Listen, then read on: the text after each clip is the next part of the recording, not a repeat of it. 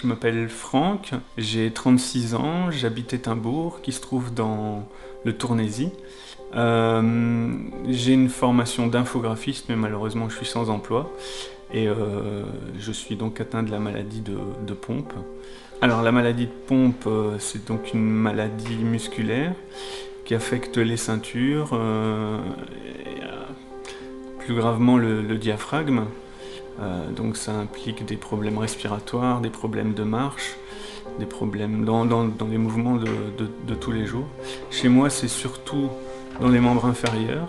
Alors chez moi, c'est un peu particulier, on n'a pas découvert la maladie à cause de symptômes, mais simplement à cause d'une prise de sang.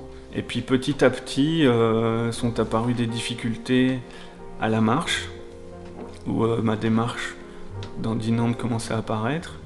Des difficultés à me lever d'une chaise ou d'un siège, d'une voiture, de toilette ou sortir du lit. Donc j'ai senti petit à petit que la hauteur pour me relever devait être de plus en plus haute. Ça c'est vraiment le gros point qui m'a fait prendre conscience de ma maladie.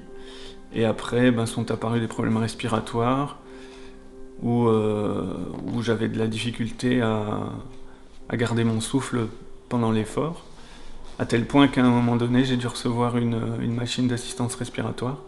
Donc le jour où on a diagnostiqué ma maladie, on m'a également dit qu'il existait un traitement, non pas pour soigner la maladie, mais pour stabiliser l'évolution. Et donc vous pensez bien que ce jour-là, je suis passé de la tristesse absolue à la joie incommensurable d'apprendre qu'il existait quelque chose qui me soignerait quand même, quoi. Alors depuis que j'ai reçu le traitement, le gros point bénéfique, c'est que j'ai pu rendre donc ma ventilation artificielle, parce que mes problèmes pulmonaires se sont résorbés. Donc ça c'est énorme pour moi d'avoir pu rendre cette machine parce qu'elle était juste insupportable. et, et sinon, au quotidien, il y a quelques petits gestes qui sont un peu plus faciles pour moi.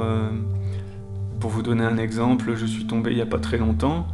Si ça avait été l'année dernière ou il y a 2 ans, j'aurais été incapable de me relever. Et là j'étais seul et j'ai su me relever par mes propres moyens, donc c'était une petite victoire pour moi.